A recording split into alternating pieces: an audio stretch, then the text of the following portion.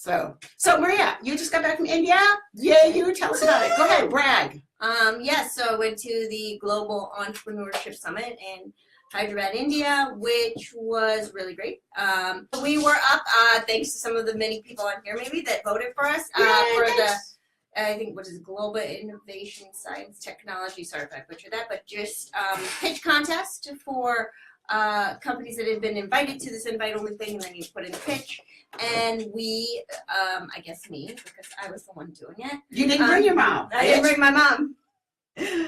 Am I an illegal immigrant? No, we are not. That's a really random question. They listen to your Twitter rant. Yes, I know. You can tell about your Twitter rant later. Yes, but yeah, so we won the category for media and entertainment. So they had down, there's 4 focus industries. And so we were the company to advance from media entertainment into the grand final. And it included money. Money. And so and I was really excited because we were also the only US-based company to advance to the grand final of 4 companies, 1 from each industry. So that was really cool, and got to pitch 7th Generation games, not just on the stage for the semifinal, but in the front of everybody to the live stream of the world. It's on the internet actually somewhere. Actually, it's through the GES site.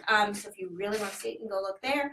But yeah, it was really exciting because it's fun to pitch your company. It's even more fun when you win things from it. And do you want to tell people about your rant that people on Twitter saw, but may not everyone on Facebook, about how every single time you come back to the US, they want to make sure that you really could speak English? Yeah, no, this one didn't even make sense. Yeah, so like I said, I was super excited because not only did we, win the media entertainment category, but to be the only US-based company to advance all the way to the final was really exciting.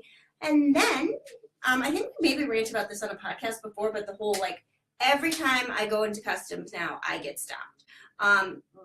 Suspicious looking. Right, I know, I'm very scared. And I get stopped, and they kind of go, "Oh, there's all these screening levels. First, you can just go through, and sometimes you get a piece of paper, and it says I don't know, this person apparently is not sketchy. I don't know, I don't get that. And then you go to the secondary one, where I guess sometimes they ask you questions, and then sometimes they just send you to the room of shame or whatever the room is supposed to be, misery.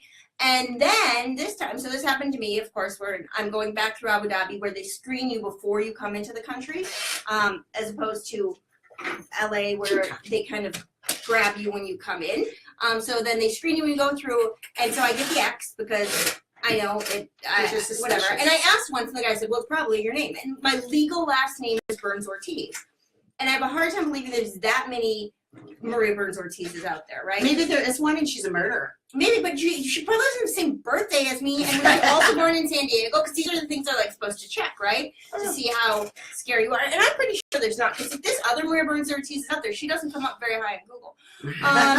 And so she's pretty low under the radar. So anyway, so they pull me into the room. Well, first they pull me into secondary screening, and then they send me to the room of bad people or whatever it is. I don't know. I mean, obviously we're not bad people, but questionable people. And then they send me into the interrogation room, where I've never been into the terror suspect interrogation room, which is maybe 4 foot by 8 foot, no windows, nowhere to sit down, just a box of rubber gloves and hand sanitizer. And at that point I was like, if they think there's going to be some kind of strip search, we're going to call the consulate in Abu Dhabi or whatever. This is not going any further. And so then the woman comes in. Oh, and when they called me in, she said, "Maria Burns," right? And every once in a while I get, usually when I'm in that waiting room, they just are I don't know what she's doing here, leave, whatever. But so then this time, and for the record, that room is almost always 99% people that are mostly brown, because I don't know, apparently that makes you very, very scary. What? And so the woman comes in, and she goes to me, "Hablas español?" And I say, because this makes no sense. So I say, "Yes, I do speak Spanish, but I also speak English because I'm American." And so you'd think that's where the stopping part the language part would stop, because, right? Anyway, so then I guess to be more, exactly, bilingual. Woo-hoo! Yeah, so then, names, Aztec, exactly. And then she says to me, "¿A dónde nacieron sus padres?" So where were your parents born? Again, in Spanish, which isn't really making a lot of sense to me. But I mean, The Spanish makes Aquí, sense. en los Estados Right, Unidos. but the Spanish part makes sense. But the reason why we're having this conversation in Abu Dhabi, where nobody speaks Spanish, right? In my second language, because I'm going to be interrogated, I want to be interrogated in English, right? Because I feel much more comfortable in that, and it's kind of weird. Like I can speak Spanish, but I hopefully don't have to get interrogated anywhere, right? And so then we're still, and so I say, well, my dad's from Minnesota, and my mom was born on a U.S. Air Force base. Thinking like, I don't know where we're going exactly. So then, obviously that's not sufficient or something. And then she says, ¿Y a dónde aprendió español? So where did where did you learn Spanish? No le envía mi cuarto y mamá está. Exactly. So then, because I thought we're all like, whatever, make America great or whatever we're supposed to do. Like, I didn't even know we're allowed to speak Spanish anymore, let alone like, I thought that was all like part of whatever that platform, whatever was. And so then I said, well, my mom's family's Venezuelan. I guess that's what they were running for. I'm not sure. But we also have classes in U.S. schools.